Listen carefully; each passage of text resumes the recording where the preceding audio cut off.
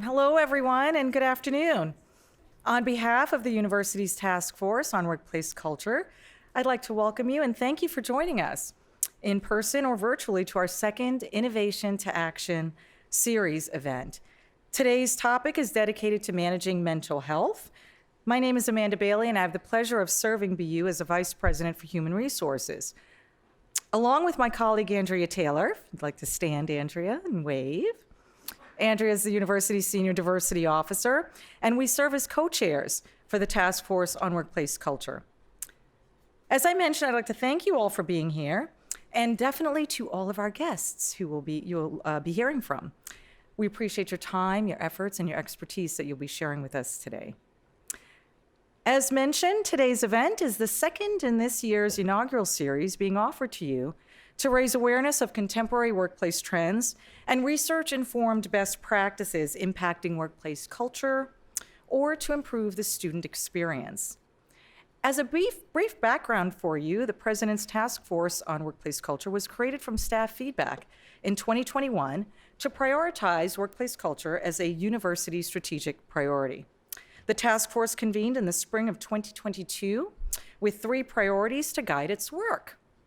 The first is the evolving nature of flexible work. The second, reimagining leadership development. And the third, increasing visibility of DEI in all that we do across our university community.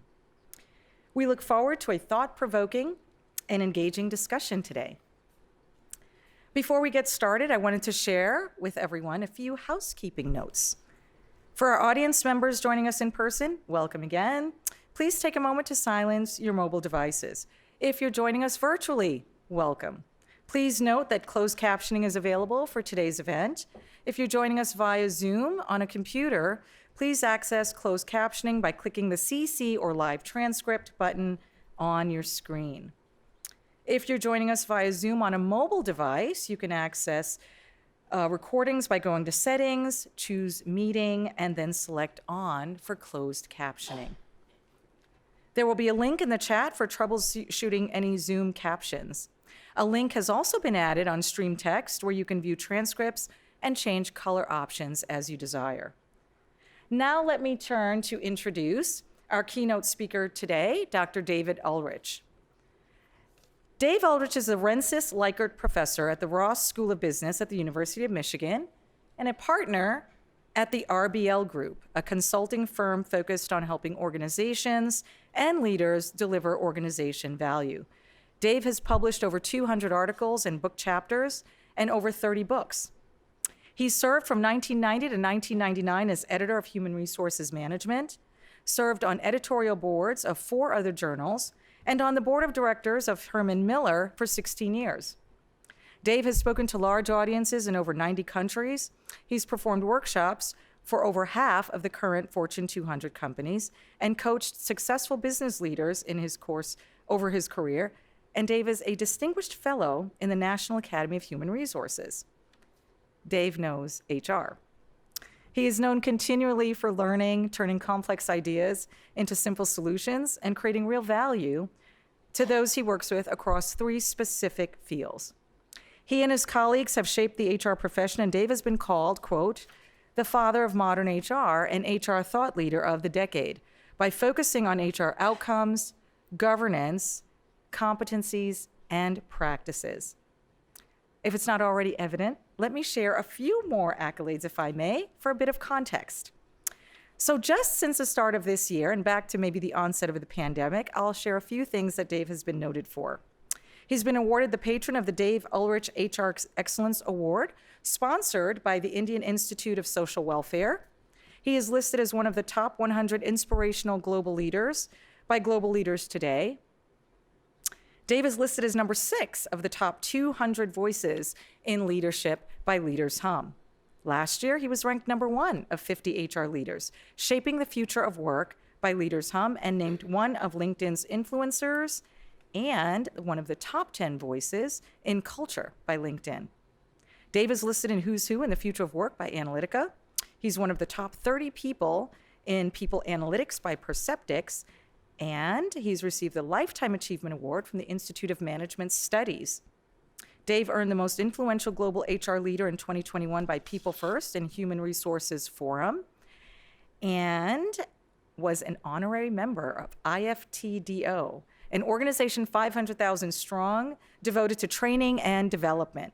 Last I'll share is that Dave is one of the 15 distinguished fellows, as I mentioned, appointed to the National Academy of HR, and he is the winner of the Michael Luzzi Excellence in HR Research awarded by SHRM. Dave has posted over 170 articles on LinkedIn and continues actually to use the LinkedIn platform and offers insights with posted articles. Please go there every Tuesday to get an update on LinkedIn.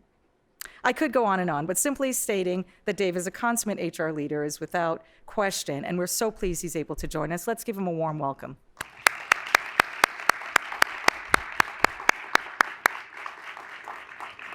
All those things Amanda so graciously said aren't really the focus of who I am. I'm the father of this family, so I thought I'd just show that, and our kids and grandkids. But mostly today, I'm just honored to be with you. Amanda and Andrea, what an incredible workplace culture agenda you've shaped for Boston University. As I've looked at it, I've been so impressed at the agenda you've got with flexibility, leadership, DEI, so that we better give students a great experience. My job today is to give you some ideas that your exceptional panelists will pick up on. And what I want to try to do today is help you understand, and again, that's going to be funny. I've shown you my JoJo's chocolate purchase. How do I manage and improve mental health and well-being for myself?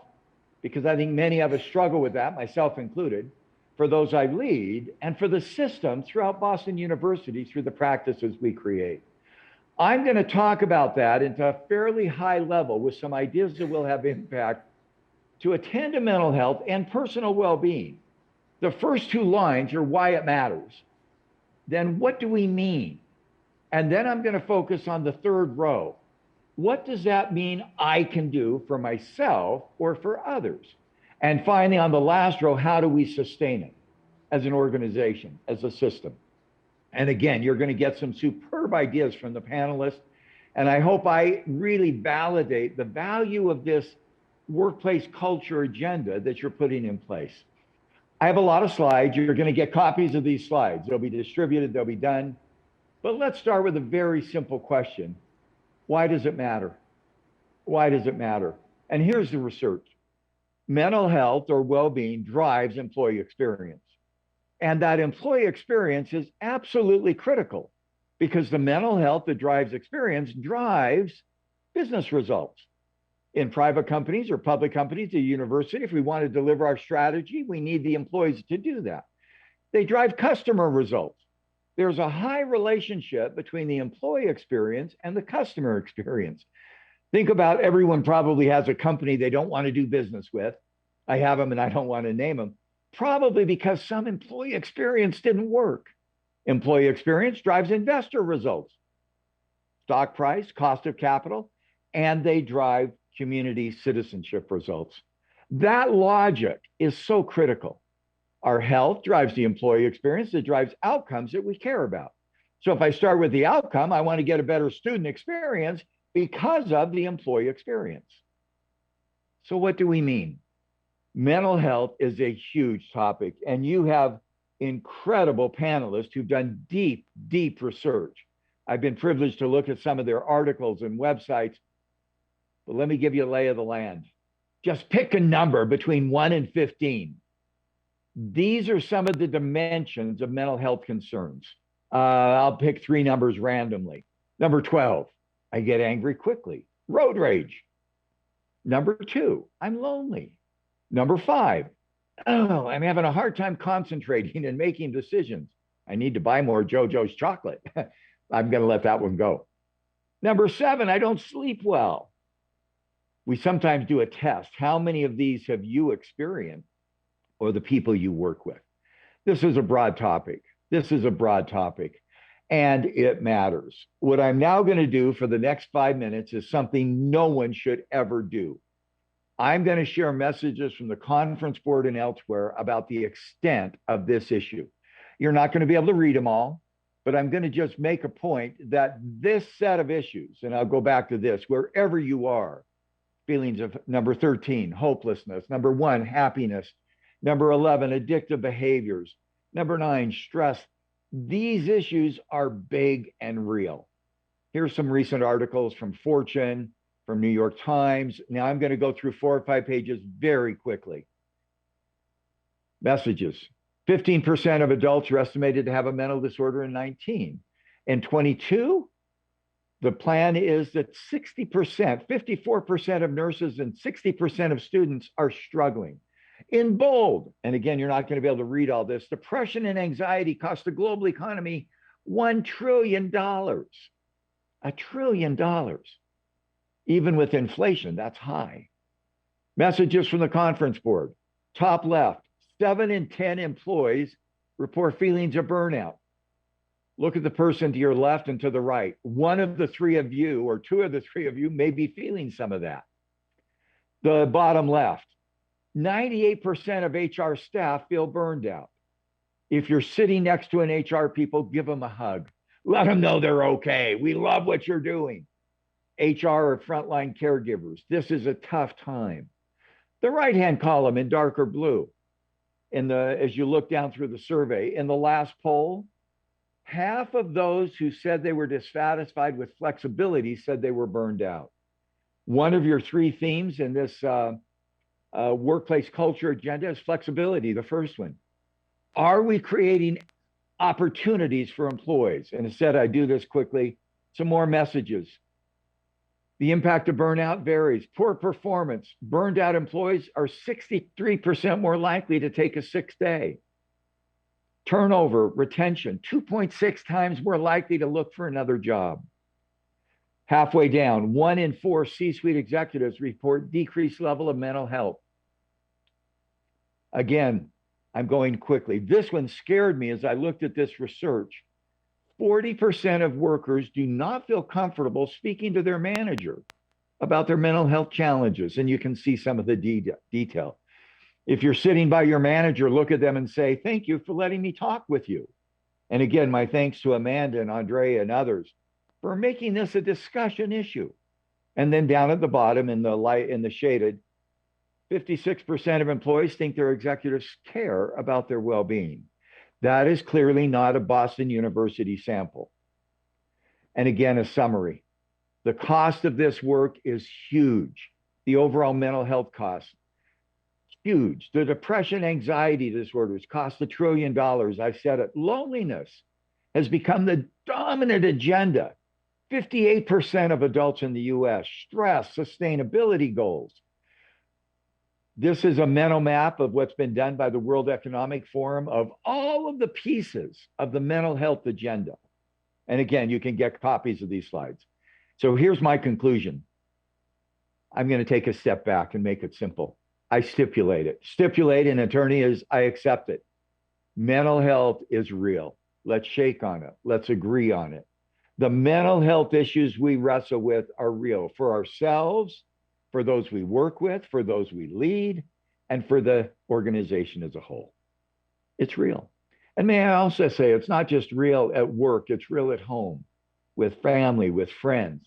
Almost everyone I know is finding some challenge in that mental health work. So those are my first 2 rows.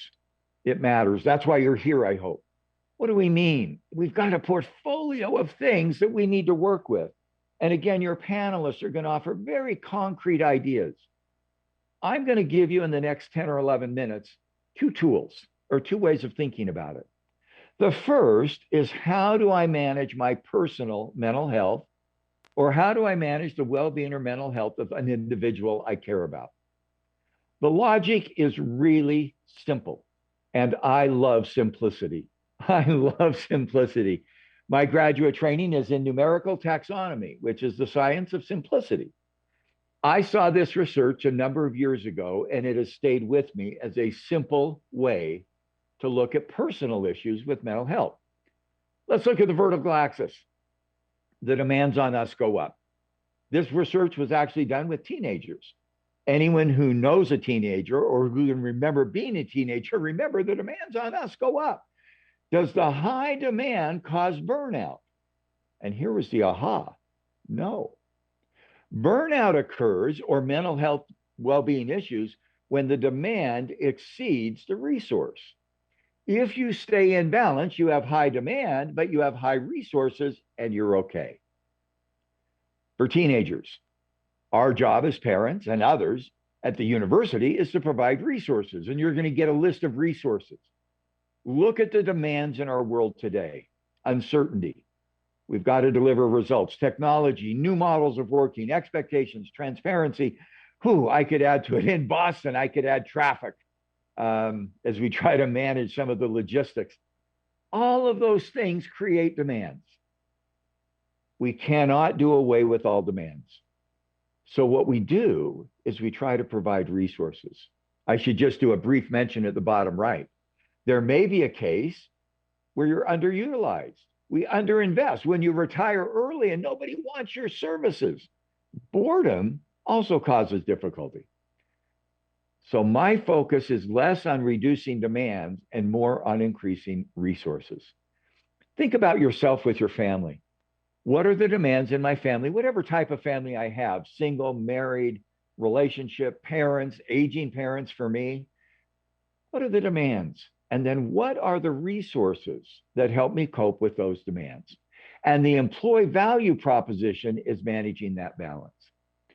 Now I'm going to do classification again and give you 4 resources to help respond to those demands. 1, in purple, be safe. Have a job. People love to say, oh, we want to help everybody have a great experience at work. We want to make sure that my organization succeeds, that Boston University is successful. Because if the organization is not successful in the marketplace, there is no workplace. Number 2, take care of my healthy living, my nutrition, my diet, my sleep, and promote a healthy work environment.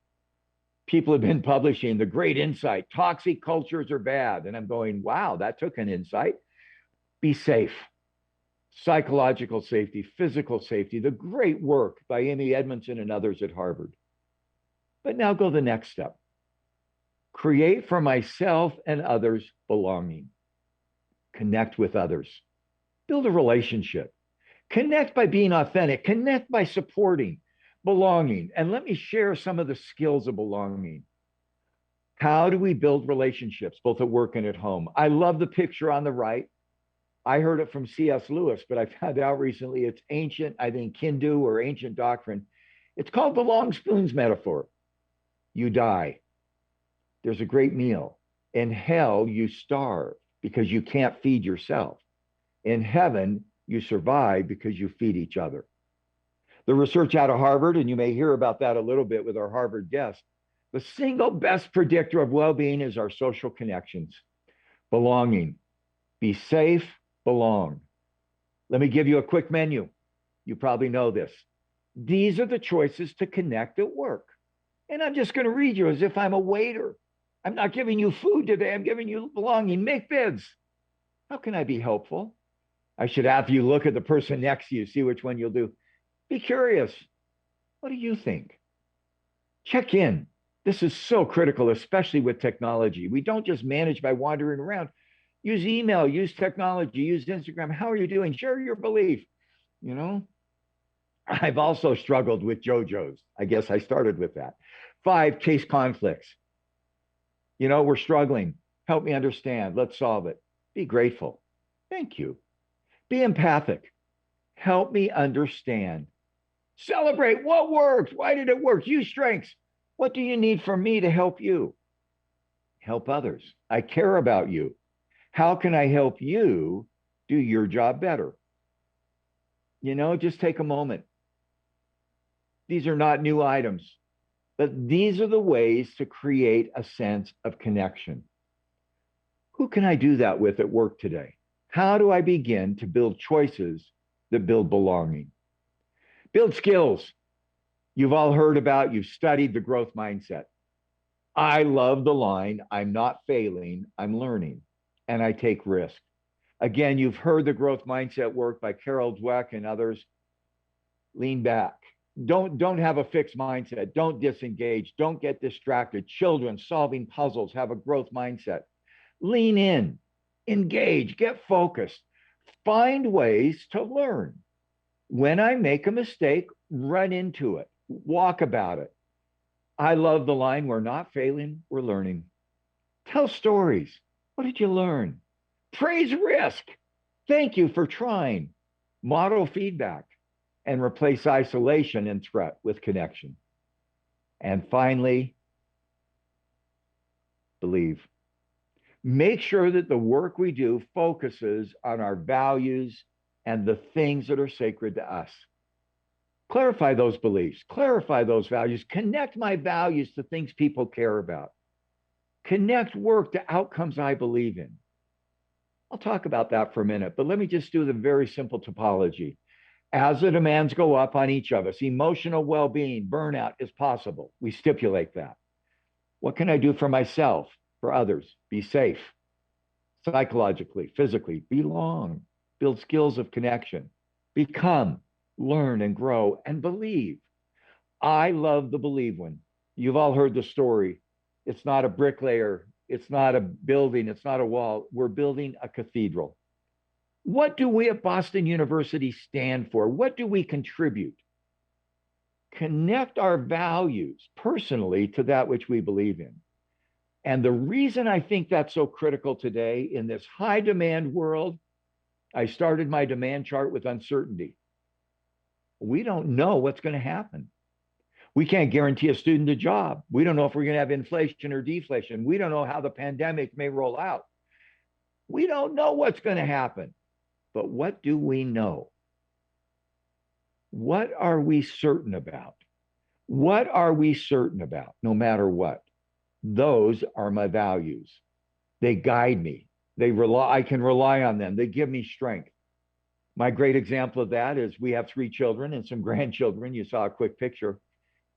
I don't know where our grandchildren or children will study, who they'll marry, where they'll live, what their lifestyle will be.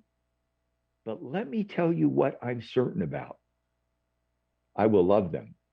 I will support them. I will attempt to be part of their lives. That certainty that you have is your beliefs. Let us bring that certainty into the university and let us make it happen. So my first 2 rows, we stipulate mental health matters. It's part of who we are. It's part of our lives. The 3rd row, I can provide resources to cope with demands. And now let me quickly tell you what you're going to hear in the panel. We want leaders who make a difference.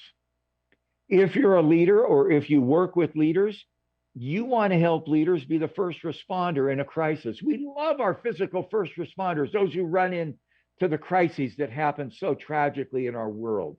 We just had some this week, which just breaks our heart. We respond as leaders. We assess, we respond, we plan.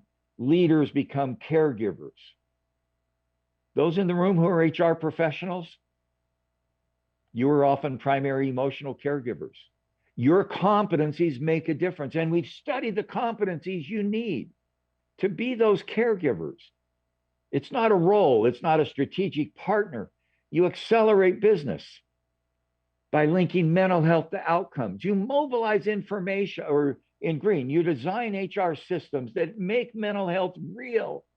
Number 3, you provide evidence of well-being and mental health. Number 4, you foster collaboration. And number 5, you keep mental health message simple and visible. We so appreciate the HR professionals who are the emotional first responders, the caregivers who work with business leaders. Next, we build HR practices. I am so impressed with the Workplace Culture Committee and the agenda. As I've talked to Amanda and seen the work that this committee does, we offer HR practices that improve mental health by managing our people, hiring, training, developing, by managing rewards and benefits, compensation, to deal with the resources, see communication. This forum is such a great example. And managing work policies. You'll be talking about policies around DEI, flexible work. We build those practices that sustain mental health. And finally, All of that adds up to creating the right culture. The culture is not just our values. At BU, I've been seeing and looked at the incredible values you've got. It's not just your systems, it's not just your patterns, it's your identity in yellow. Your culture is what we as a university are known for, not just by our students who are at the center of our agenda, but by the companies who hire us, by the families who trust us with their children and other partners, by the legislators, by the donors. We build a culture inside focused on mental health and well-being so that our users outside continue to work with us. Culture is our values and beliefs, it's our roots, but even more, it's our brand, it's our identity. And what BU stands for becomes the purpose and identity. Wow. In my last minute, let me share my message. It's a message of hope. It's a message of future. Attending to mental health and personal well-being. First row, it matters. It affects employee experience, and that affects the outcomes. What do we mean by mental health? There's all kinds of challenges. There's all kinds of data. We stipulate that we need to work on it. My third row, provide resources. Be safe, physically, psychologically. Believe. Find values of certainty and uncertainty. Become, learn and grow from mistakes and successes and failures, and belong. And finally, sustain well-being by leadership who models it, by HR practices that design it, by HR professionals who are caregivers, and by the culture that we instill. And with that, Amanda, my message is one of hope. The best is yet ahead. We will give students an incredible experience, and staff and faculty, by attending to the mental health and well-being. You can get a copy of these notes, and I envy every one of you as you listen in to the panel who have such incredible stories. I've looked at some of their articles and their experiences. I commend them to you, and I commend each of you for you to manage your mental health, for those you lead, and for the university that we serve. Amanda, my thanks to you for the privilege of sharing these ideas. Thank you, Dave.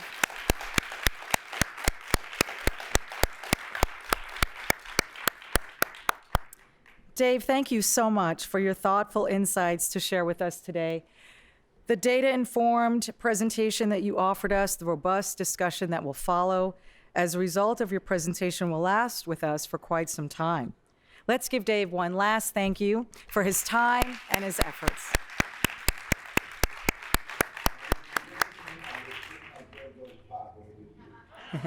Enjoy JoJo's, Dave. Let me now turn to introduce our panel moderator for today's session as we welcome the panelists up. Dr. Judy Platt is going to be our moderator for today's session. Dr. Platt first joined Boston University as a staff physician in student health services 10 years ago. Dr. Platt joined BU from the Tufts University Family Medicine residency, where she had previously served as their director of maternity care and an assistant clinical professor. She was promoted to the director of BU Student Health Services 8 years ago. And in 2021, Dr. Platt was appointed as the university's first chief health officer and executive director of student health services. In Dr. Platt's current role, she oversees student health services, research occupational health, and non-research occupational health services. The organizational structure under Dr. Platt's leadership has positioned BU as a leader in higher education by offering the first integrated health services delivery model for all members of our university's community. Dr. Platt and her leadership team have led additional significant university-wide efforts to enhance behavioral health services for all of our students. In addition, as head of the Medical Advisory Group, which is a group comprised of key healthcare practitioners and leaders in higher education, Dr. Platt was among our leading voices throughout the pandemic. She led the university's development of health and safety protocols and practices that ultimately led to a model across the nation. She cares deeply about the health of our community and exemplifies excellence in healthcare services in all that she does every day. Please join me in welcoming Dr. Judy Platt.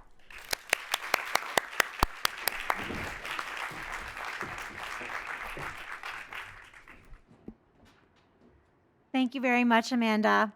Again, I'm Judy Platt. I use she, her pronouns, and I am very pleased to introduce our three panelists to all of you today. Our first panelist is Connie Noonan Hadley. Connie is an organizational psychologist and lecturer in the Management and Organizations Department at Boston University's Questrom School of Business. Connie teaches graduate courses in topics such as teamwork, leadership, and negotiations. She holds a PhD in organizational behavior from Harvard University, as well as an MBA in human resource and strategic management from the Wharton School of Business at University of Pennsylvania. Connie has years of experience in management consulting, and her research has been published in many prominent journals, including the Harvard Business Review. More broadly, her work has been featured in countless media outlets, including the New York Times and the Wall Street Journal. Welcome, Connie.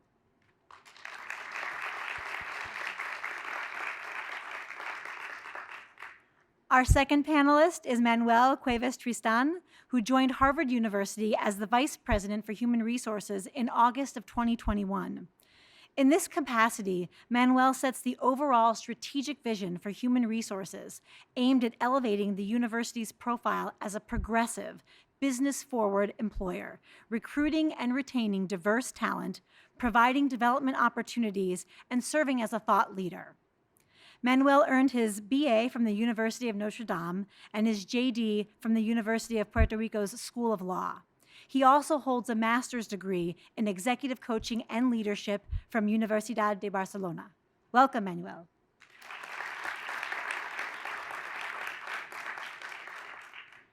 And our third panelist is Karen Brouhard.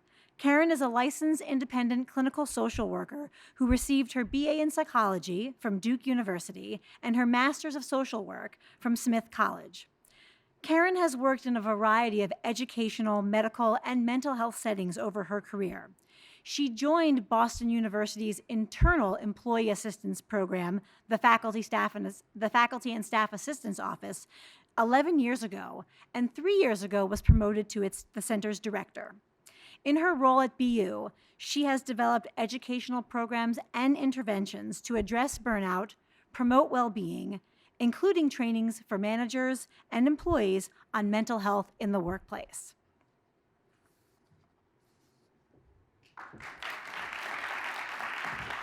Thank you, Karen.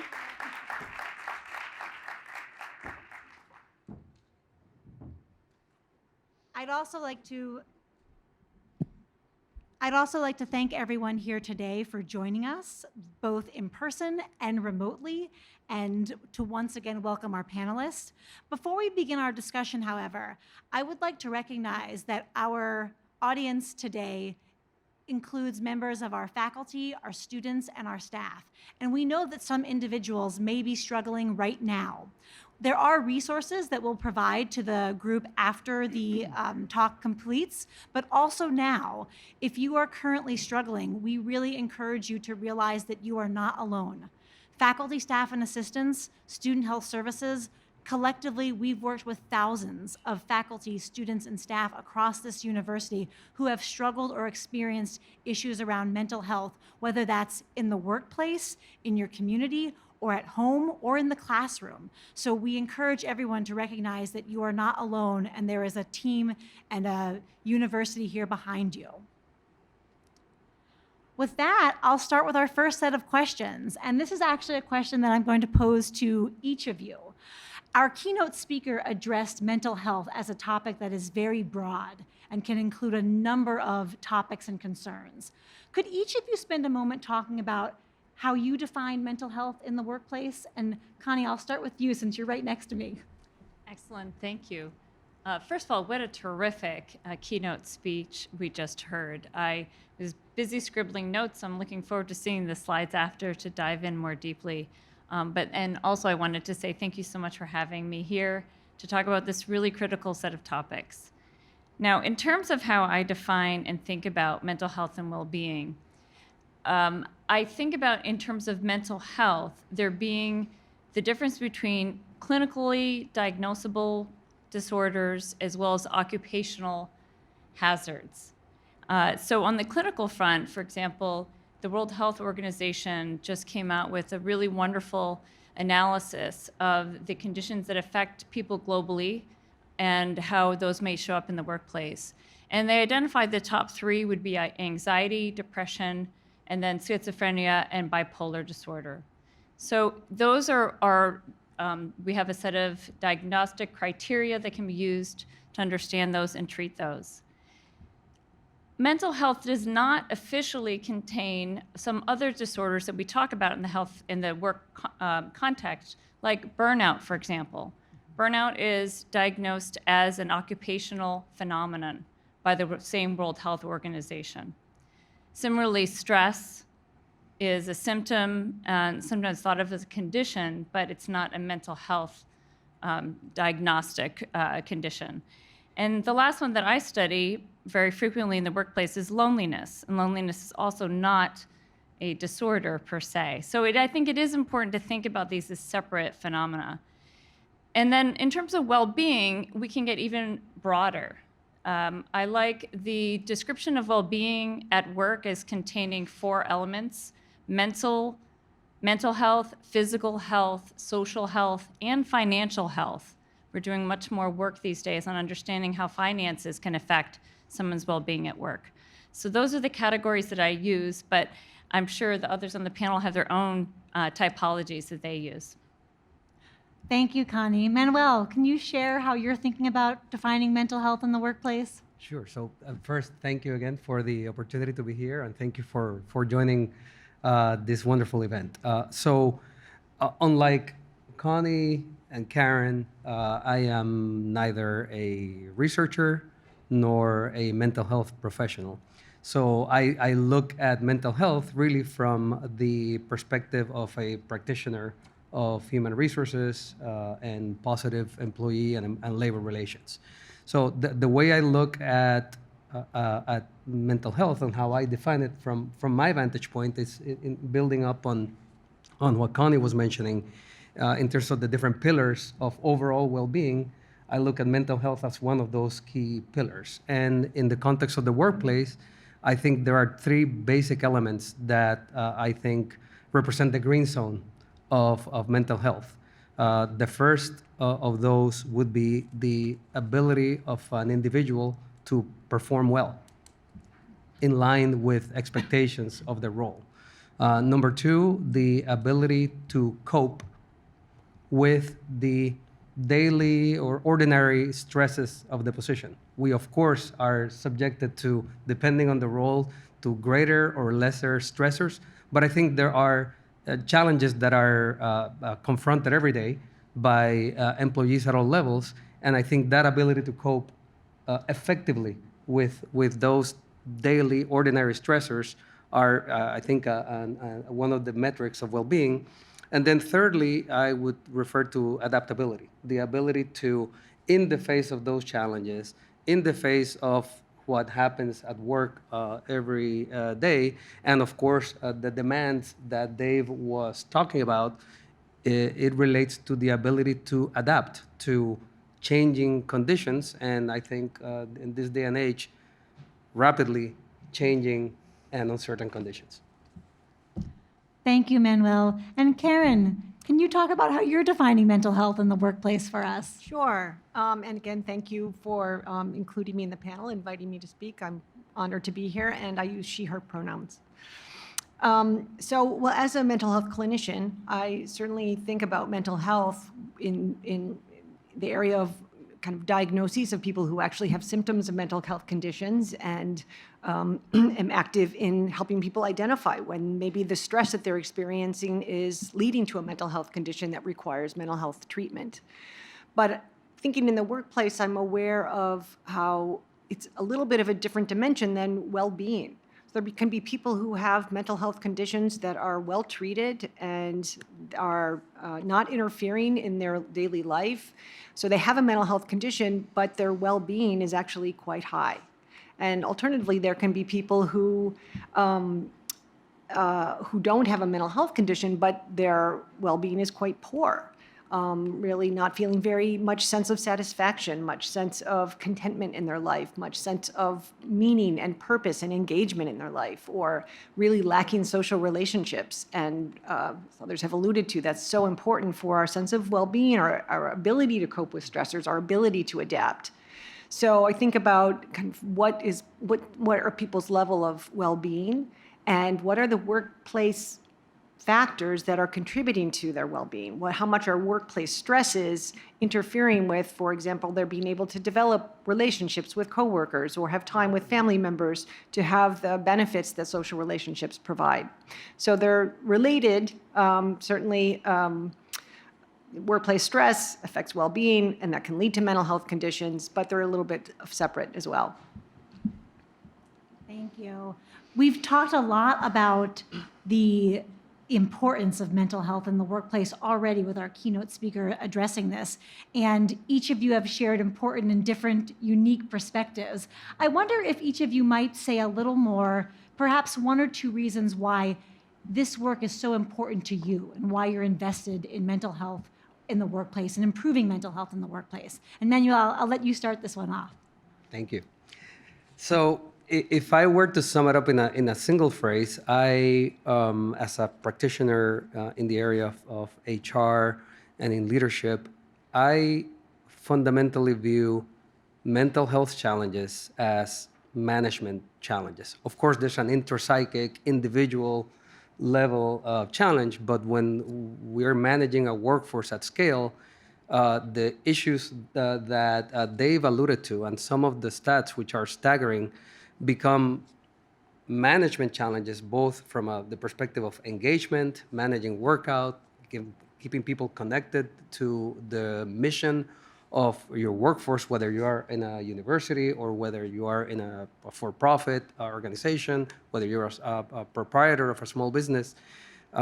Those are fundamentally mental health challenges that are business challenges because they have the employee experience dimension, which I'm not sure I could describe better than what Dave did. But if I look at certainly the environment that I'm most familiar with in the university, I can just share a couple of snippets of information or data points. So behavioral health claims, we have aggregated data on behavioral health claims, far surpasses chronic disease claims, and this is just on the medical benefits space.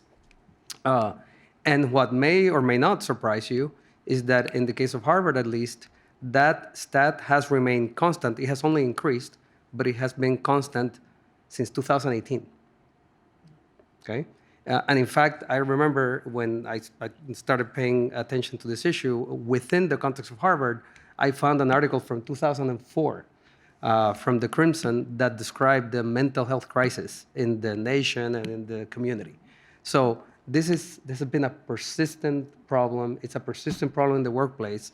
And just the numbers alone, and I just gave you one, I can give you 10 other economic metrics for why this is a core management problem. So that's why I care.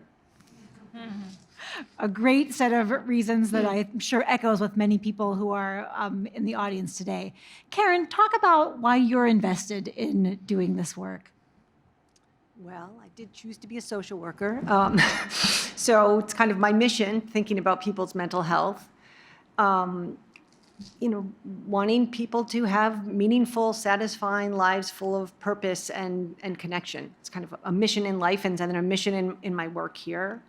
I'm aware that there are so many world stresses, societal stresses that are impacting people and really a strain impacting people's mental health.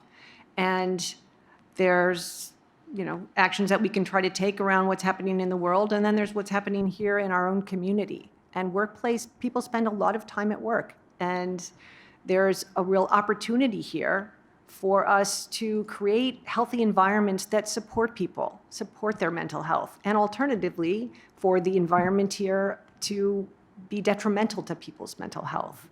And so because I care in general about people's health, well-being, mental health, I work in a setting where can work with people who are interested in trying to make this a healthy place for people to work that will help them have a sense of meaning and purpose and engagement in their lives. Seems pretty central. Thank you. And Connie, what is one of the top 2 reasons that you became invested in this work? Well, for me, this is very personal. And I was affected early in my post-undergraduate career by family members who really were felled by mental health problems. And I've not been immune myself to struggling at work. And I thought, actually, when I was going back to get my PhD about becoming, like Karen, a clinical therapist in the psychology space, because I felt so passionately that we needed better help for people and more helpers. And over time, I realized that my skills weren't best matched to that kind of role. But what I could do was leverage my understanding of business and that world, my affinity for the ways of working that my friends who graduated from business school were going off into all different careers. So I felt like I really understood work from a lot of different angles. And I like doing research. So I took on the role instead of becoming an organizational psychologist rather than a therapist. And since then, every topic that I've chosen has had the theme about how can we make work-life better for more people. I'm not as interested in profits, although I understand the importance of them. And in a nonprofit or government world, there are other really critical outcomes that need to be accomplished. But I just want to make work-life better for people. So that's why I do what I do. Thank you all for sharing that. We've recognized that there is a critical importance here. And Manuel, you shared about just in the claims that we can see the impact, a really important data point. And even though you found that article in 2004, and I'm sure there are similar articles that we could find at many institutions looking at this problem, it doesn't mean that a lot of work hasn't also been simultaneously done to address these concerns. So I'm wondering if each of you can share something, 1 or 2 things that you're doing currently to help address this. Karen, why don't we start with you? Sure. Well, on the small scale, the university supported our internal employee assistance program recently by giving us another staff member. So we can expand the EAP services that we can provide. We can see more people for short-term counseling, not just having to refer many people to community providers. So we can provide more of a mental health support service right here in the university. And that is really part of a larger investment, I think, in human resources that enables so many other actions that support employee mental health. This, just having this kind of support and access to treatment is not enough. But there's having more talent acquisition staff so that we can fill positions more quickly and people aren't left with open positions for so long and having to absorb the work of others and overburdened by the work, which leads to stress and mental health challenges. And the wonderful organizational development and leadership team led by our wonderful Mumtaz Brown, who is the Assistant Vice President of Talent Development, who is training managers, creating more training for managers so they learn the skills to provide their staff with the support and a sense of belonging and a sense of their work being meaningful, of sort of helping people have the tools to create a workspace that's going to be supportive and mentally healthy for people. Things like, when our health insurance plan was being reevaluated, of really considering, well, what were the mental health benefits that would be available or access to care with the different plans. And even while some plans were less expensive, when we looked at what's their network of providers in the community, mental health providers for our staff to be able to access was really much lower. So having that be part of the consideration and making a choice to stick with our Blue Cross plan. So I think there's so many of the decisions really about where resources go that affect what people's experiences in the workplace as well as their access to mental health care that I'm proud to see BU investing in. Thank you, Karen. Manuel, can you talk about some of the work that you're doing at Harvard? Sure. So in that same vein that we're making very, very similar investments, I'll just mention a couple which are programmatic and institutional in nature. We have, and in fact, I was comforted by listening to that menu that David presented and the type of investments and resource related decisions that institutions need to make, because thankfully some of those align with that menu. So I was very happy about that. So one of them, we have an institutional campaign or framework around redefining community safety that interestingly started post George Floyd, the summer of George Floyd, and it started initially as a focus on campus policing, and yet it evolved. I think there was an early recognition of the need to look at community safety much more holistically, to include various aspects of well-being, including physical, emotional safety, reducing workplace toxicity, studying the phenomenon of workout, and as Dave, I think, very aptly mentioned, recognizing that it is a real thing, and stipulating that it is real, and that therefore there needs to be investment in that space. Number two, we recently launched in October. Just about 2 months ago. So that would make it whatever. January. Yeah. So in January, early February, the We're All Human campaign, which I think what's salient about it is not just the awareness and education component, but really the emphasis on destigmatizing mental health issues, make it more prevalent. We promote forums like this one today, which is a way to bring the topic to the surface, discuss it openly, and effectively destigmatize in order to promote better uses of the resources that we do invest in. And then I think in the HR space, related specifically to burnout, we had Recharge, a very successful Recharge Harvard campaign, which you can find online, in which what I thought was really interesting is we were able to get our academic leadership in particular to agree and stipulate that this is a real thing, that burnout is real. And we did that through a very effective and innovative use of data, including around mental health or behavioral health claims, data from our system of record around usage or lack of usage of vacation days and PTO, to identify various potential symptoms of burnout, and then we had a targeted campaign to address that. Wonderful. Thank you, Manuel. Connie, can you talk about what you're doing currently that excites you and feels important for this work? Yes, so I'll try to keep it quick. I am doing lots of research related to both the downside or the negative situation of loneliness, but also how to build relationships and that sense of belonging in organizations. For example, I just did a research study that primarily took place with European knowledge workers, where we were trying to understand how they use third spaces, which is the term we're promoting to define the third kind of place you can work. So there's the office, there's the home, and then there's third spaces. And often we think only about home versus work, but there are all these other opportunities to work around other people. We looked at co-working spaces, and we found that people were really relationally fulfilled there, and started digging into that, for example, and found that people were crafting their jobs in terms of figuring out who they wanted to work with. It came out in Harvard Business Review in February, but I wanted the title to be Create Your Own Coworker, but the editor did not go for that. But that is the kind of thing I'm excited about. So not just identifying the problems and the barriers, but thinking about creative solutions to those types of work.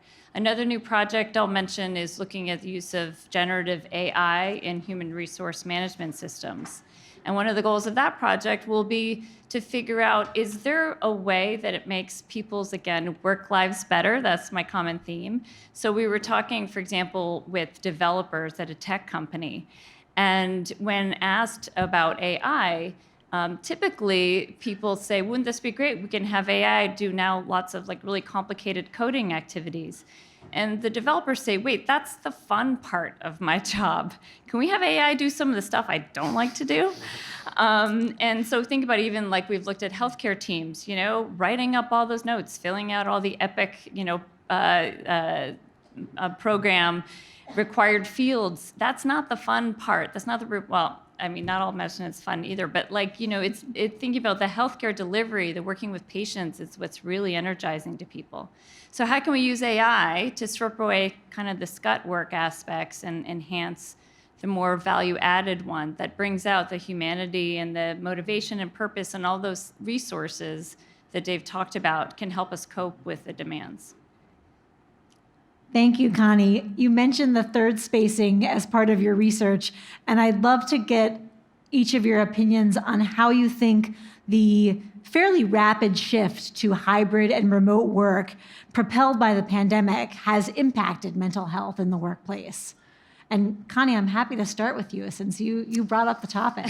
Sure. I knew it was going to come up at any moment anyway. I will speak for myself in terms of where I see the evidence right now about the impact of remote and hybrid work, but the data is still coming in. So there are lots of people who have taken really dramatic stands, pro, con, and so forth, and you've seen the battles in the media between senior leaders who are demanding certain return protocols and workers who are resisting it. I think at this point, I could never say it's bad or good or what a number of days of work is the ideal number. We just don't know enough yet. And also there are differences based on lots of factors like the type of work and the location and the type of worker. But here's what I will say.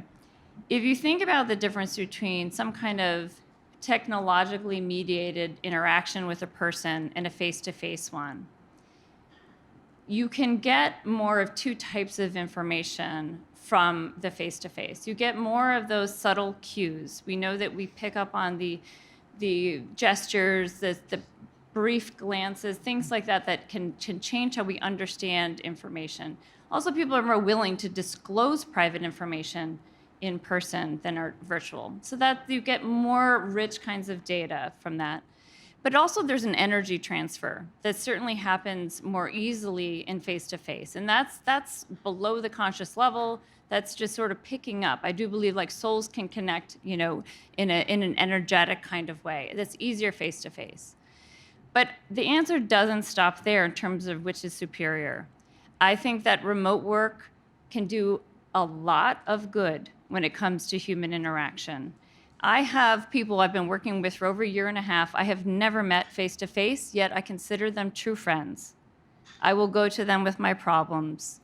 I will receive and share their own disclosures. So I don't think we can rule out the possibility of what virtual work can bring us in terms of human interaction and support. Moreover, the tools are getting better every day. I am a consulting researcher at Microsoft, and I have the privilege of sitting in their New Future of Work initiative. So every single Thursday, I get to hear about stuff that's on the horizon. And you know, it's not ready for distribution publicly now, but there are real innovations being developed that I think will reduce the differences in terms of information and energy transfer between face-to-face and virtual. So in terms of remote work and office work, what we've learned is there are pros and cons. And that, yes, there are certainly some negative impacts to being virtual and separated from people because of the loss of information and energy. But we also have learned that we can do a lot virtually. And in some cases, we benefit those people who really weren't included in the face-to-face office work before. And I'd hate to lose that by moving everybody backwards to old models. Thank you, Connie. Manuel, how have you observed the mental health impacts related to this? So I wholeheartely agree with how Connie has so wonderfully described, you know, some of these impacts. Again, from an experiential perspective, I look at it. What are what I think tangible impacts of that sudden shift from occasional and hybrid and remote have been with us for 3 decades at least, if not more. But that shift was wholesale and it was involuntary. And I think that's really what had a major impact. So I look at what are the intangible ways, which I think you are describing, Connie. And one thing I would add to your point is the loss of spontaneity. I think that was something that has been lost. You can still accomplish a lot. And in fact, the data proves that a lot of companies, universities have been incredibly productive and successful throughout the pandemic, but now interactions have to be scheduled, right? And there's a lot of talk around the impact on innovation, et cetera, but I think the fact that you have to be much more structured and much more organized, that is not well suited for every employee out there who have different work styles and different psychological makeups. So I think that loss of spontaneity is important. Some people have experienced a loss of connection to the purpose. And I think the other thing that I experience every day is the reticence to return. There's a lot of fear still, in spite of the waning pandemic state, that I think what has created has just an asymmetric impact. For some people, this has been great. For some people, this has been awful. And leaders are in between trying to accommodate all those realities. In a tangible way, I would allude to, going back to some of our data, when you look at the usage of behavioral health services, between late 2021 and throughout 2022, there was a material spike in claims, not just for behavioral health, but behavioral health claims associated with substance use, which I think the pandemic state and the isolation really fueled in many respects. And then finally, I would say the role of the manager. I appreciated Dave's commiseration with HR professionals, but I will do the same. I don't know how many people here are managers. How many of you supervise others? So a fair number of you. I think the role of the manager is really the key to the workplace of the future. If we need to, when you looked at the matrix between impact and resources, I think we need to increase the capacity of managers because they are today cheerleaders, therapists, chief empathy officers. They have to hold people to account, but they also they have to hold hands too along the way, and that is a very, very easy balance, a difficult balance to achieve, and we need to equip managers better. Thank you, Manuel. I also appreciate that qualifier of the rapid and involuntary shift because it was present to some degree beforehand. Yeah. And being here at Boston University, Karen, I was able to witness firsthand the ways in which the Faculty Staff Assistance Office also pivoted as part of this change and new offerings that your office began to offer and in different ways. Can you speak as well to how you think this shift, this rapid and involuntary shift, has affected mental health in the workplace? Well, I think I'll say more actually about what I'm hoping for the future. With what we're hearing from employees and what I'm seeing in the research that has been done, I'm glad that there's more research on this. I mean, again, the experience of belonging is so important, is so crucial, and there are more challenges to having a sense of belonging when people aren't regularly in the office together.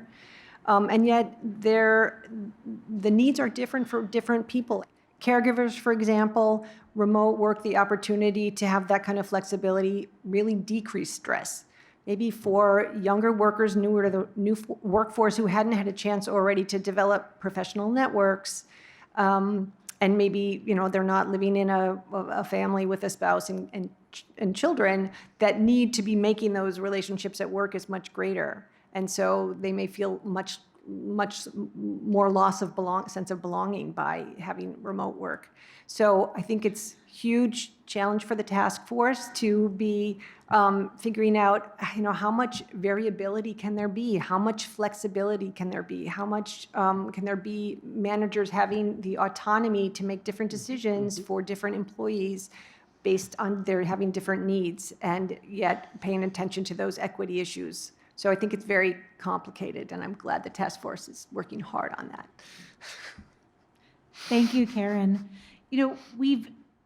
I can remember countless times throughout the pandemic, whether it was working on memos that went to our entire community, thinking about the ways in which the pandemic had affected people differently. But even prior to the pandemic, we know that there are health and healthcare related disparities that exist, and in many cases were worsened by the pandemic. Manuel, can you talk a little bit about how you see healthcare and health-related disparities factoring into this mental health work at work, or mental health aspects of the workplace? So this is a tough one, but it's a very real one as well. And the only thing hopefully insight I can share that is incredibly concerning to me is, again, going back to some of the data that holds a lot of promise, but the data is a little scary too. So when it comes to access to behavioral health support, we have all kinds of supports in a place like Harvard. You have, and you've described, Karen, a number of great resources that are available here as well. But beyond the issues of ease or difficulty of navigation, you have the reality that behavioral health professionals are not reimbursed by insurance companies at the same rate as, let's call it, physical health professionals. In our environment, how that becomes clearer is that if you look at in-network and out-of-network utilization of behavioral health, we have a clear demarcation between by socioeconomic indicators like income. People who make $100,000 or more have a much higher usage of out-of-network behavioral health providers. And I'm not sure I can draw ultimate conclusions from that. I'm not a data analyst, not a data expert, but there is lesser usage in network and lesser usage of behavioral health by lower income individuals, regardless of background, but you're just looking at socioeconomic indicators. And so the concern becomes how many of the lower income individuals and families are going untreated. If you look at some of the big numbers of economic impact of absenteeism, untreated depression, untreated anxiety, this goes to the heart of that. How many people in our population are just passing on mental health because there's an exodus of behavioral health providers to out-of-network because it's just not economically sustainable for them to maintain a practice. So that's really my big concern, and we're trying to figure out how to come up with targeted solutions. I wish I had them to share them, but we're working on it. Thank you, Manuel.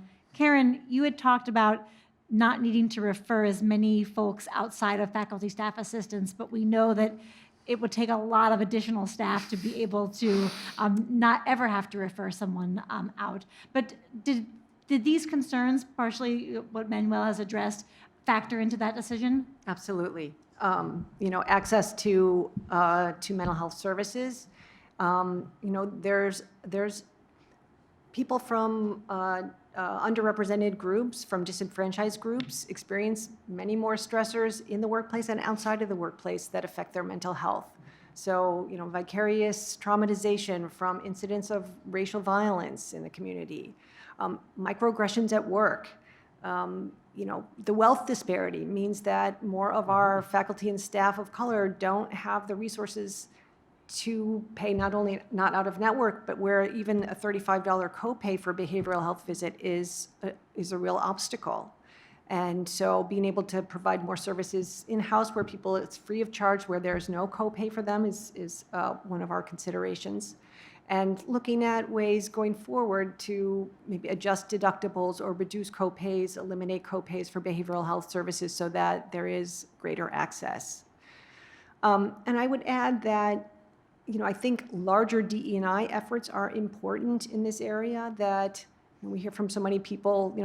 It's wonderful that BU has a strategic plan to really support DE&I, and so there, the people who are the only person of color in their department, and that's a stress that feels difficult. So wonderful if we can bring in more people of color, then there's more of a sense of already kind of belonging and having more things in common.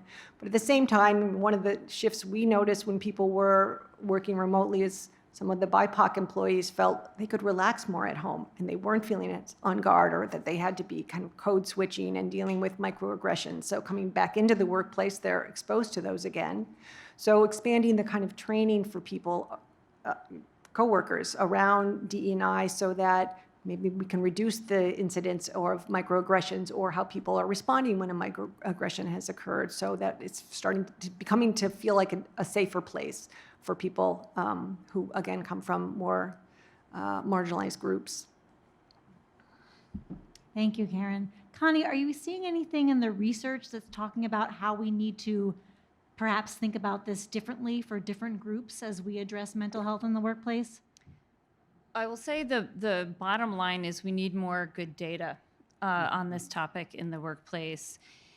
Even, for example, going back to the World Health Organization spent those 3 years combing through all the data to come up with their guidelines for mental health in the workplace. And if you look at their recommendations, most have a low certainty assessment attached to them. That means they don't feel the data is clear enough to wholeheartedly advocate for one guideline or another.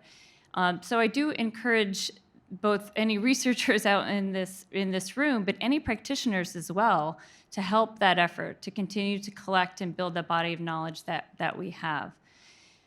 Within my own research, primarily I've looked at gender, and I do see on the loneliness front, it's really mixed. I have 2 studies that were collected within 6 months of each other, and one shows a gender effect and the other doesn't. So I think this also speaks to the challenges of really pinpointing experiences across some of those single unit demographic factors.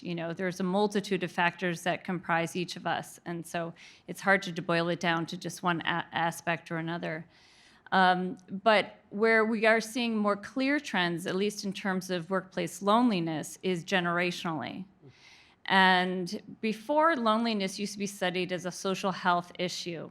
And I just remember thinking of who are lonely. It's the older people in the community, the people who, are past retirement age, maybe lost a spouse. And that still can be a major problem for people of that age.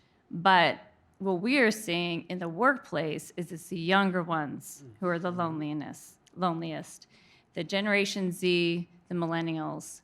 And I think that is a wake-up call to the managers and the leaders of the world, because it says these people are the future of our workforce. I'm a Gen X, the Gen X, the boomers, we're going to be exiting the workforce pretty soon. So what are you doing to make sure that your current young leaders and your future senior leaders are equipped to deal with the work environment in a healthy way? Thank you so much. So we know that we need more data and more research. We know that this is hard work, but we also know that it's really critically important work.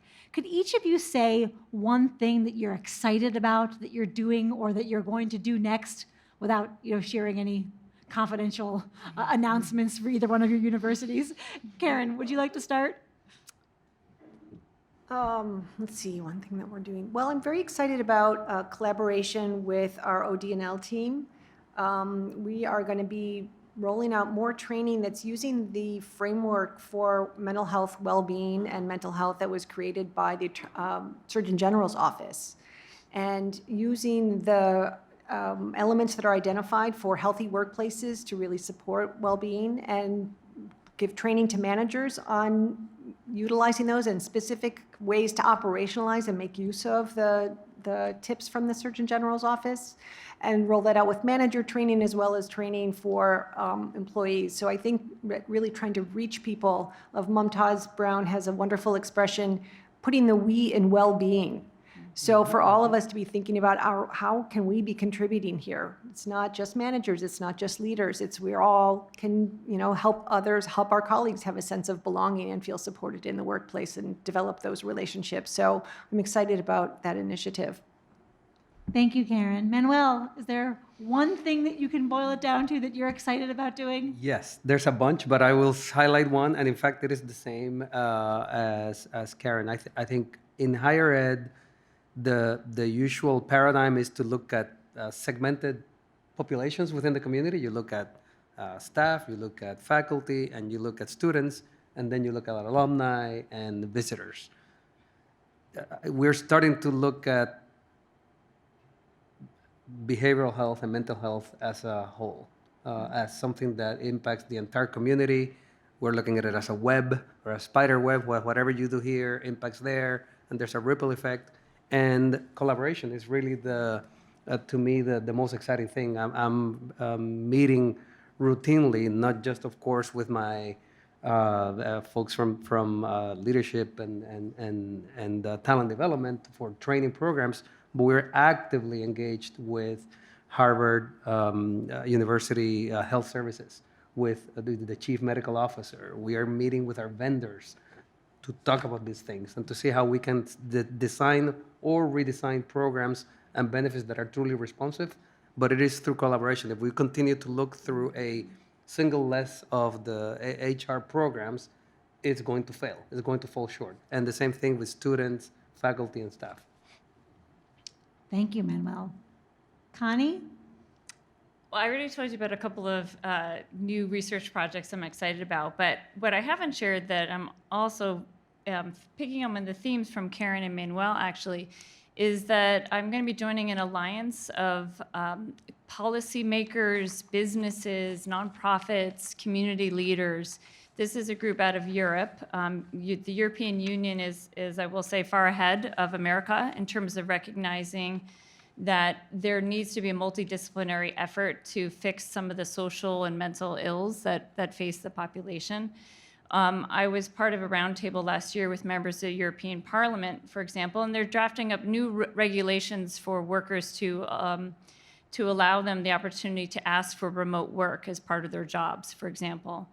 But I think we do need to do this kind of high-level integrated effort to make a difference. We've all been operating, whether it's within an organization, the different functions, or looking more broadly at people who care about these issues. We've been kind of in our silos. And I think it's a great thing that the conversation has risen to this level, and the impact is so broad that we are gathering together across those disciplines. So I'm happy to play a small part in one of those efforts.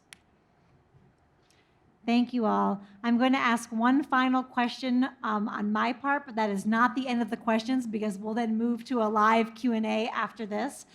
Is there anything that you haven't been able to discuss yet today, a final thought that you want to leave the audience with, which could be any topic or even something that you feel hopeful about? And you've already touched upon things that you're excited about, so some of this may overlap, but a final thought for the audience or something that you particularly feel really hopeful about as we engage in this work. And Karen, I'll move things down to you again and come this way.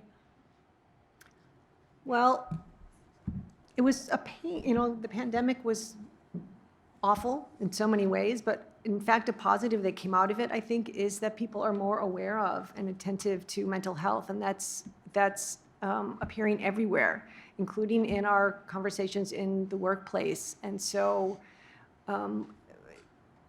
issues that were neglected previously didn't get much attention, and where people were maybe silently suffering and feeling a sense of stigma was very silencing. I think that is changing and turning around so that people are feeling safer to talk about what they're struggling with, and people are validating those are important concerns and finding ways to support one another, including on policy levels.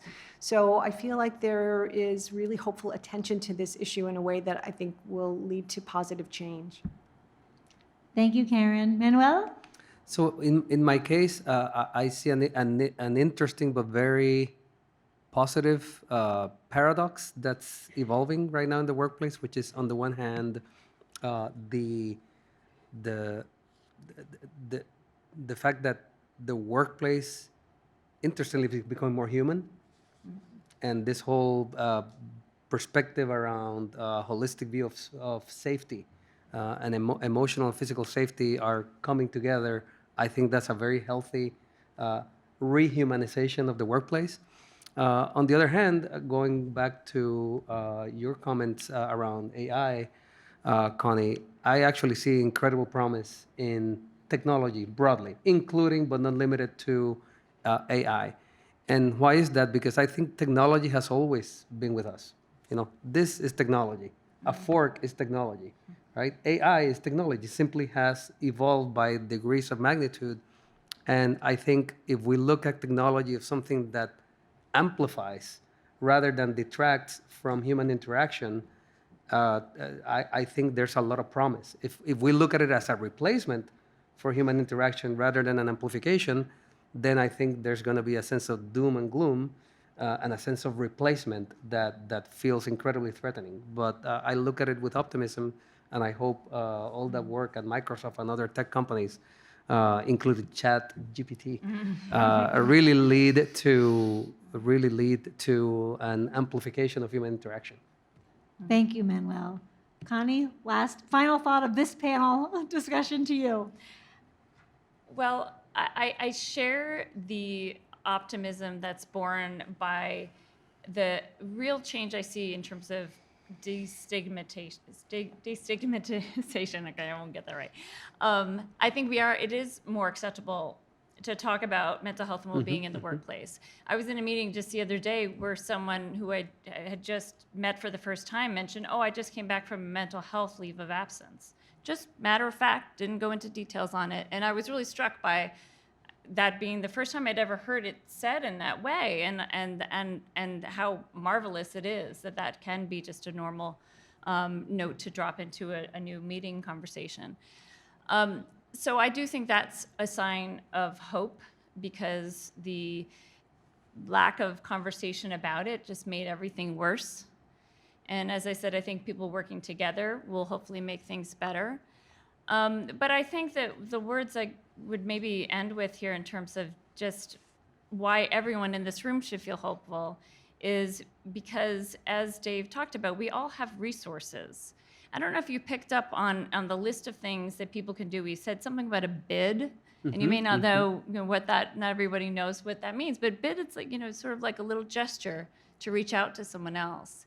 And I'll just cite some research by a gentleman named Nick Epley and his colleagues, where they have studied conversations with strangers on public transportation for 5 minutes. And before they ran the experiment, they asked the person who was the participant in the study, how awkward will this be? How much happier will you be afterwards, and how connected will you feel to the other person? And generally across the board, people are pretty skeptical and reluctant. I'm not sure how much they had to pay them to actually do this experiment, but they replicated it in multiple settings, and people were just thinking, oh gosh, this is gonna feel so strange and embarrassing. I can't believe they're making me do this. And then they measured afterwards, and people felt, hey, it wasn't actually that awkward. I actually do feel quite a bit happier. And more importantly, I can't believe it, but I feel kind of connected to this stranger that I spoke to for 5 minutes in a bus terminal or on a subway train. They also asked the people who received those unexpected gestures, those little bids, and the people also gained happiness and connection from them.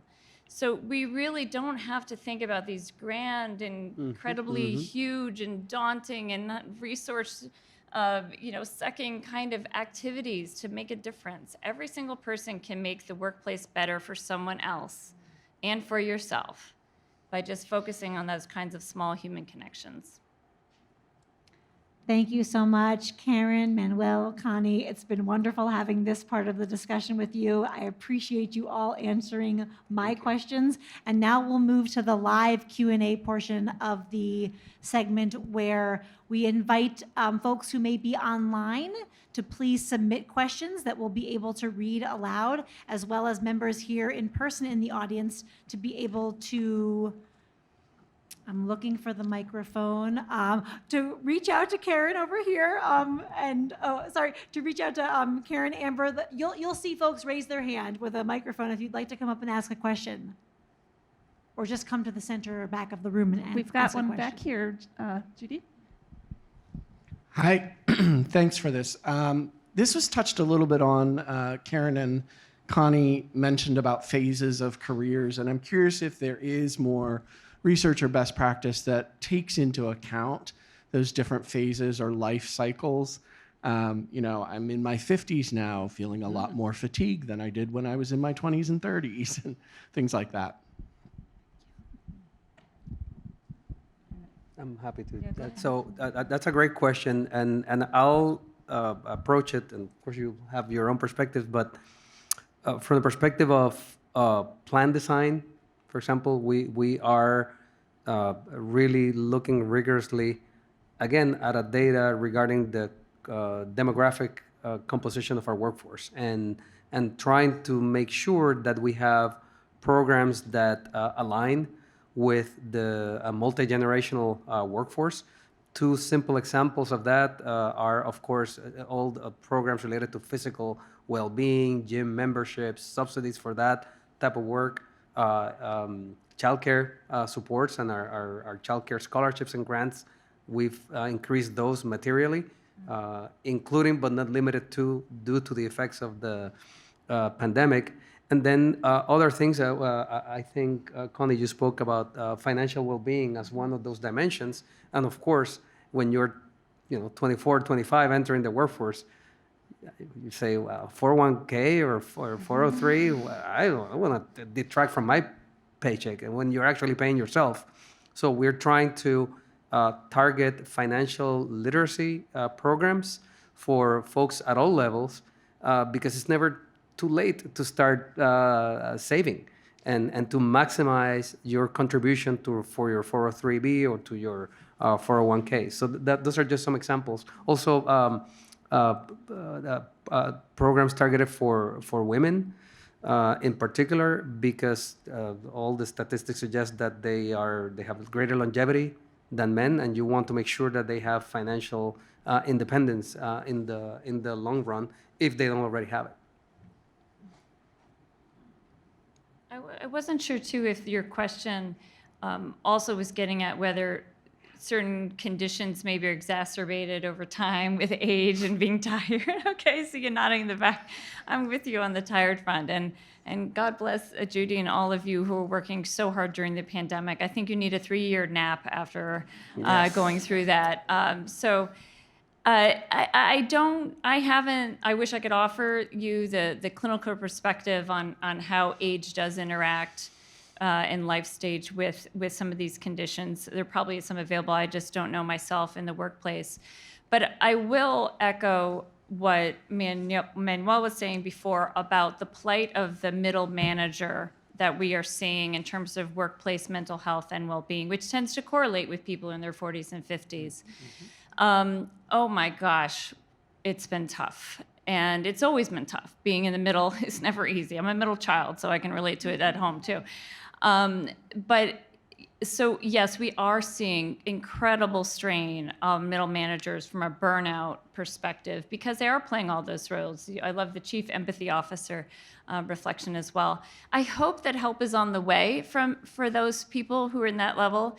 There's been some really good data that's come out in the last couple of years that have shown the mismatch between the resources and demands, for example, that Dave showed us that kind of graphic, but also that the C-suite level executives, or whatever the equivalent is at BU or other organizations, not getting it.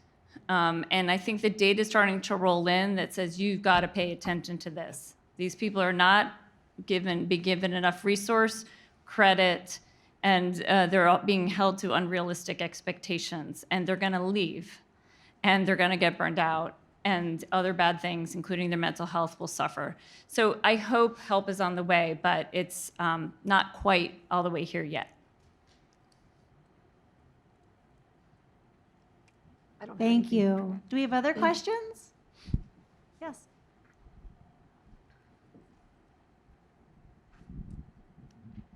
You mentioned about the stigma of healthcare and how it's less now, but what would you say to the older people that I know that still think there's stigma and don't want to get asked for help at work and are afraid, for whatever reason?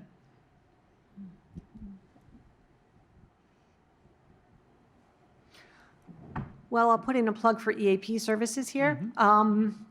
EAP services are not medical services. While we have licensed professionals who are seeing people around mental health and workplace concerns, it's not considered psychotherapy. It's more kind of a consultation, a coaching, and people can come proactively to work on coping strategies or just to think through a problem. So I think some of the stigma that's associated with psychiatric conditions and psychotherapy, mental health treatment is much reduced in working with an EAP, and we really do reach out and offer mental health screenings or wellness checks.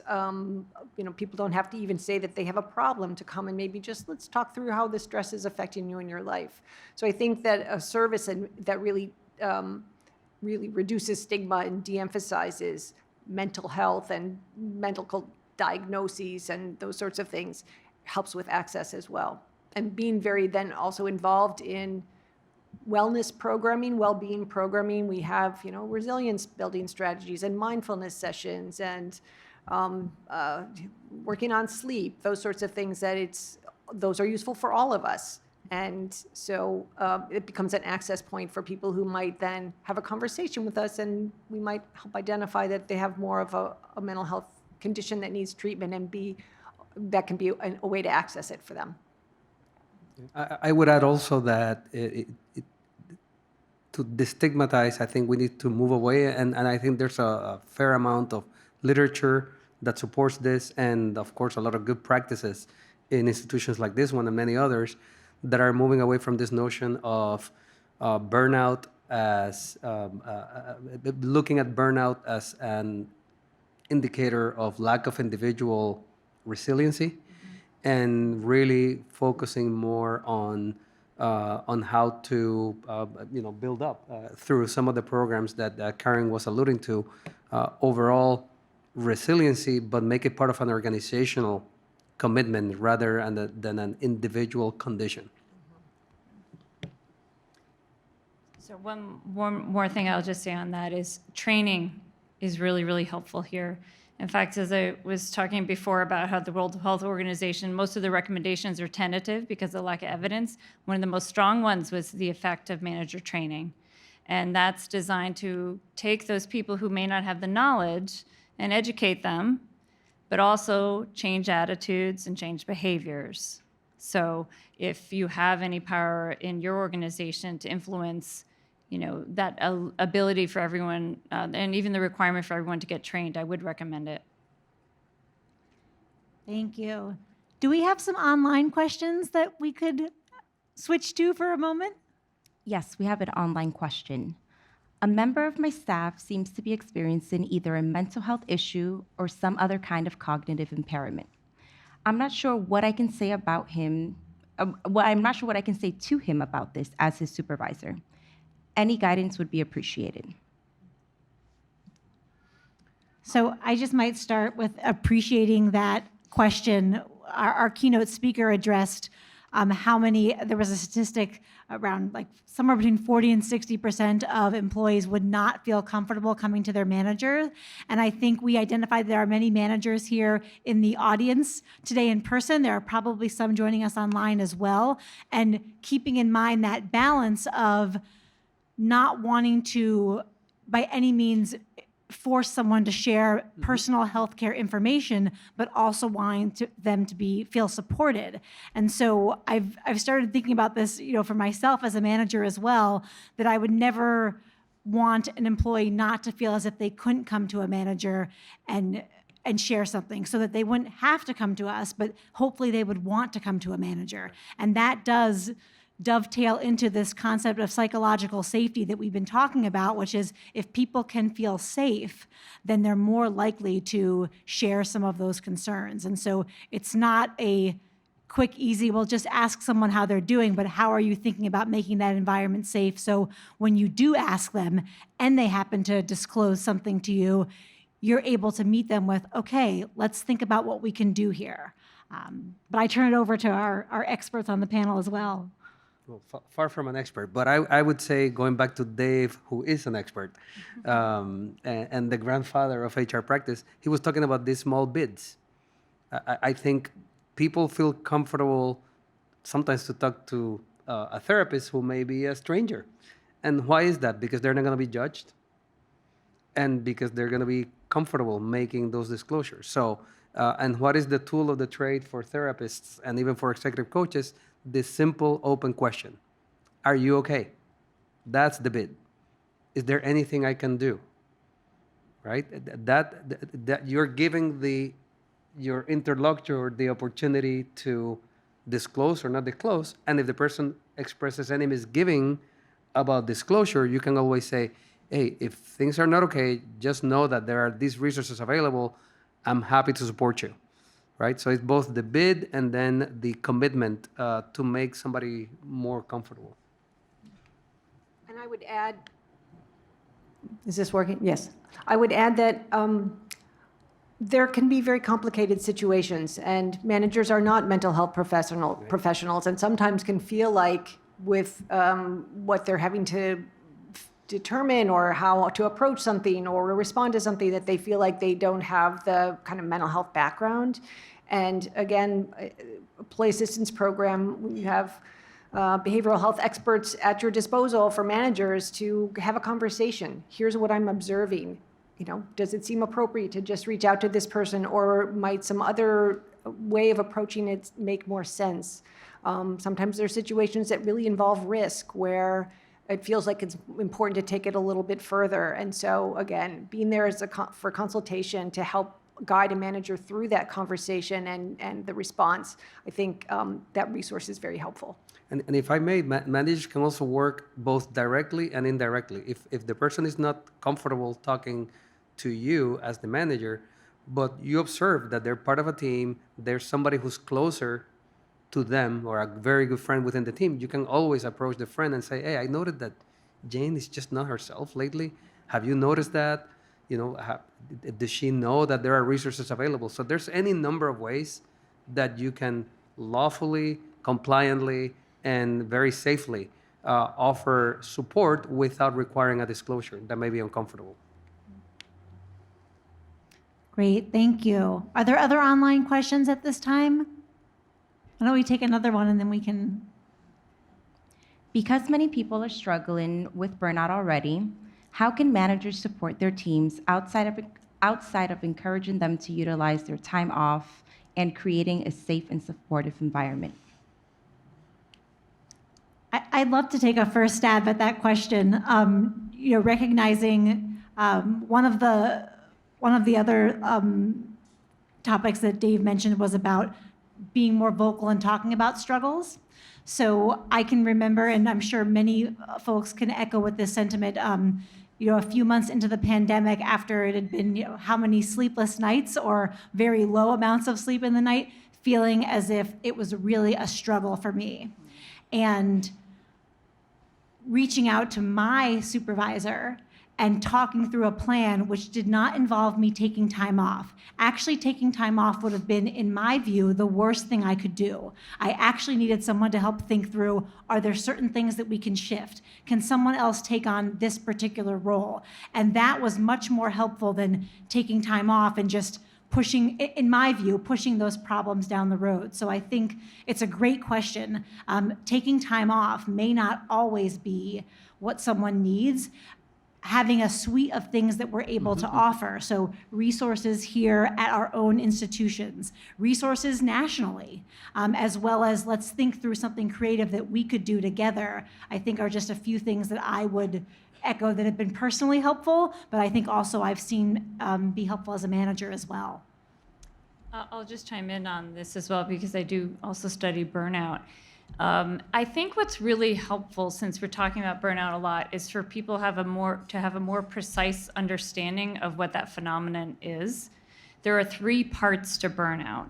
And essentially, if you don't have all 3, technically you're not burned out. So let me run down what those 3 are. And this is based on a long-standing decades of research by Christina Maslach and others on this topic. So the first criterion of burnout is this sense of emotional exhaustion. That's the thing that people most commonly think of when they think of being burned out. And that's literally, your alarm wakes you up in the morning and you're like, I don't know if I can get through another day. Or you come home from work and you're just so dragging, you just can only turn on the TV and order DoorDash. That's emotional exhaustion. But the second one is a sense of depersonalization and cynicism about the job. That's where you really lose your attachment to the mission. And again, if you think about when we saw burnout at its high peak during the pandemic with healthcare workers, that was the scariest thing for the healthcare workers I talked to, was that they stopped believing they were making a difference. They stopped believing that their goal of saving lives was worth it. So if you don't have that, the good news is you may not be fully burned out. But there's still one other criterion that you have to meet, and that is that you feel that your work is slipping, that your own effectiveness is not as high as it once was.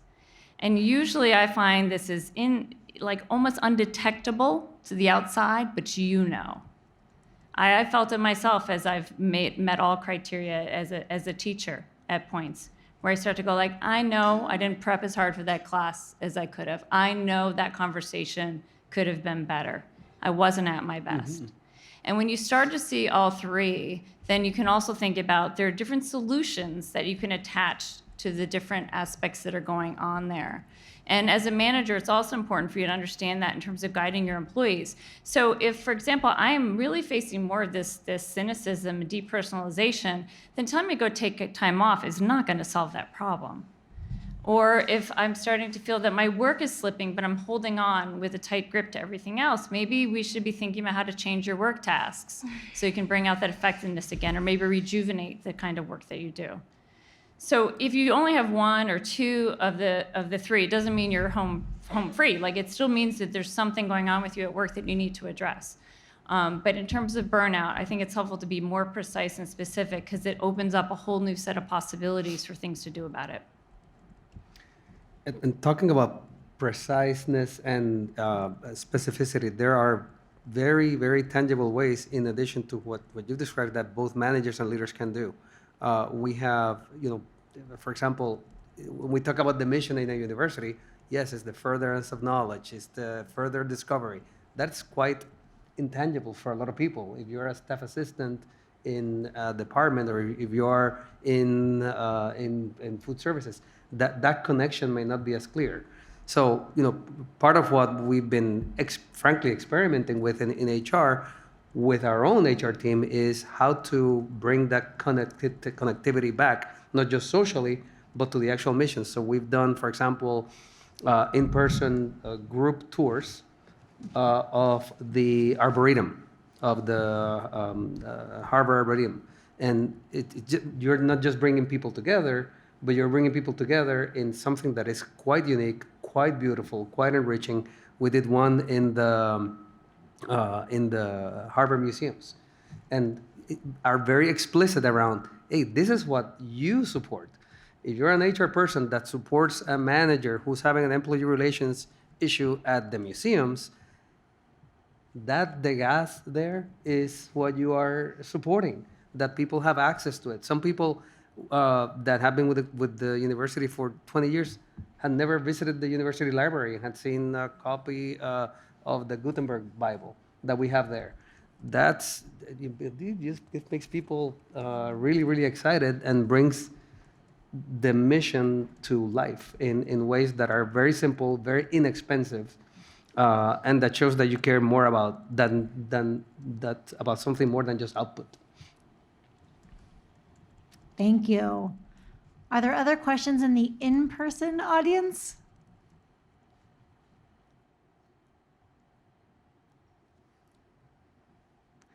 And if not, do we have any other online questions? In terms of a sense of belonging in the workplace, do you have any recommendations or initiatives in your own communities that allow you to feel connected even with the ever-growing remote work? What do you do with your teams to keep mental health present, light, and fresh during stressful times in the workplace? That's a great question. Anyone want to lead off? I'm thinking. Well, I might just start with something about this is a great question, and if I understand correctly, we're looking at emotional well-being, connectedness, in light of this remote work, which we've talked about, and Connie eloquently talked about the data showing that there may be pros and cons, and there's still more that's coming in. I think there are opportunities to engage and celebrate, and I will say this is one thing that we noticed.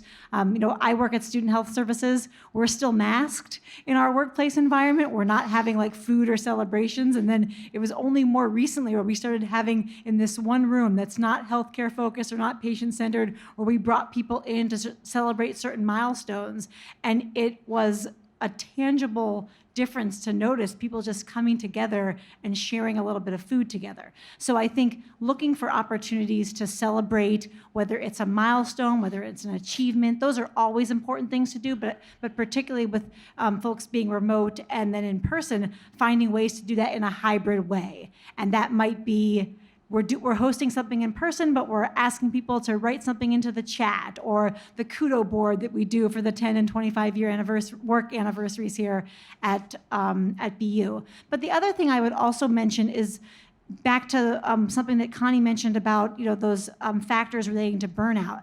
Finding a way that isn't let's give people more work to do, but let's look at things that matter to all of us and see if there are groups that can come together, both hybrid and in person, to work on this particular initiative, right? It might be around how are we creating a more inclusive workplace right in our own organization or department, looking at what the university is doing as well. So if there are ways to connect people, to bring their skill sets in to do something that's meaningful for the work, that helps accomplish two things. You get the connection, but you also have people then working together in ways that maybe they hadn't with their remote and in-person structure.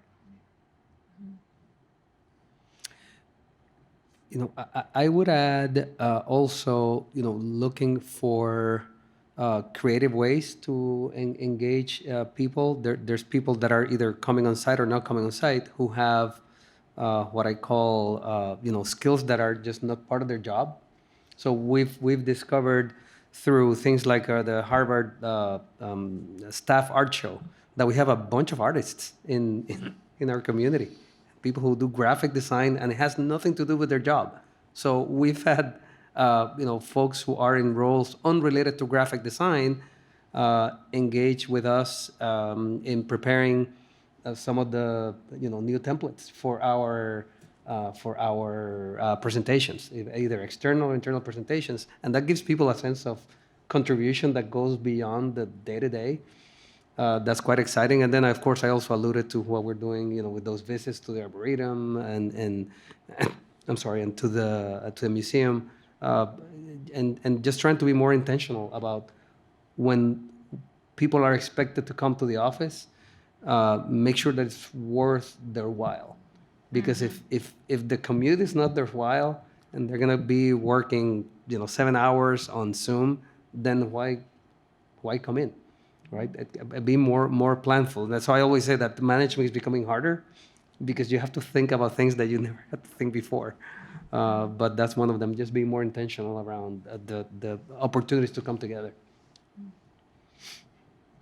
And I would just add a couple other points, since I do focus a lot on how to build relationships, whether you're remote or in a mixed mode or in person. I think one principle to follow here is that structure helps. In believe it or not, like just holding a meeting and hoping for the best is not the greatest way to create connections. People don't like being over-structured. No one wants like forced family fun in every meeting. But what I mean is more like give people real roles. So for example, at BU here, when we went to suddenly remote in the middle of a semester in March of 2020, I realized I was going to lose my quieter students who were more introverted, shy to speak up in a group, as well as those who came from other countries and didn't have the best English language skills. Those are lots of factors that can inhibit people participating. So I also decided that, hey, I can't do everything. I need help. And so with those two principles of mind, as be structured and include people and also disperse the work amongst the team, we came up with a list of jobs that people could have. So for example, I had a hands-up monitor job. And people would do that. And then their job was to watch the chat and the hands up because I couldn't talk and use slides at the same time. I had a discussion Kickstarter, and that person's job was to do the readings really well in advance so that I could go to them first to answer a question about the case. I had a community builder team established. And then, I used those roles, and they were so successful when we went back into the classroom, we kept them. So think about those kinds of things. How can you structure opportunities for people to get involved and then rotate those so that everybody has a chance at playing those roles? And then the last principle I would just encourage people to use is if it's that important to build relationships, then you should pay them for it. And by that, I mean, don't make them do lots of things outside of the work hours. Don't make them go to a retreat or something else that then means they work all weekend long. If it's that important, build it into the workday, make it a paid part of their job. Thank you so much. We have time for one last question, whether online or in person, before we turn things over to for wrap-up comments. Can you touch on burnout related to lean staffing methods and the difficulty to fill positions? How can organizations support employees who are covering for open positions or colleagues who are still out on medical leave? Well, it feels like an intractable problem because I'm sure if BU is going through the same that Harvard and many other institutions and companies are going through, it is right now a macroeconomic problem. And it's a reality. We have a very tight labor market. It's hard to hire. There's a lot of talent out there, but people may be looking for things that may not match what's available. So, one of the things you need to do is, number one, try harder, increase your recruitment efforts and resources, put an emphasis on retention. But going back to your point around, if people are working more or are formally or informally taking more work, you have to find at least a temporary way to recognize that. So if people feel that they're being compensated fairly through a ad pay or some other type of mechanism that may be even temporary in nature, people feel that it's worth their while. If you're just making them work over the weekends and you're not compensating them or promoting them or recognizing them and not even thanking them, so the power of thanks, then of course the sense of burnout continues because people become despondent and they become more distrustful and they feel exploited. Thank you. So we're going to move to some closing remarks by our Senior Diversity Officer, Andrea Taylor, and then after that, we'll bid you all a reception afterwards.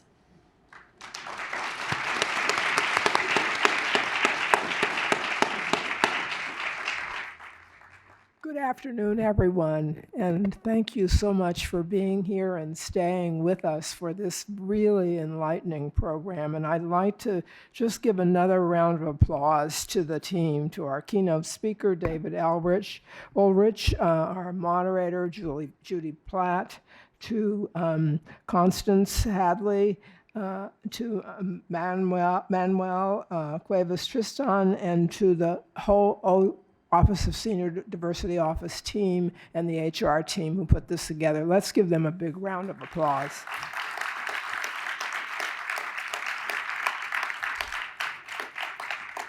Thank you. We really appreciate your collaboration and your support. And my name, as you've heard, is Andrea Taylor. I am Boston University's Senior Diversity Officer and co-chair of the Task Force on Workplace Culture with my colleague Amanda Bailey, whom you met earlier, the Vice President for Human Resources. We really want to thank you for joining us today for this informative and timely conversation about ways to be more effective, more successful, and more fulfilled by the critical work that each of you do every single day as members of this dynamic university community. Today's program is an outgrowth of our commitment to examine and strengthen BU's workplace culture so that we can achieve inclusive excellence. BU is a dynamic environment where we intentionally seek diverse people, ideas, and approaches so we can foster healthy, high-performing faculty and staff and feel respected and valued. We also recognize that these attributes and values contribute to a sense of belonging, leading to healthy lifestyles and increased productivity. Further, our commitment to these values provides a roadmap for our students and as they pursue their academic training and prepare for leadership in their own generations.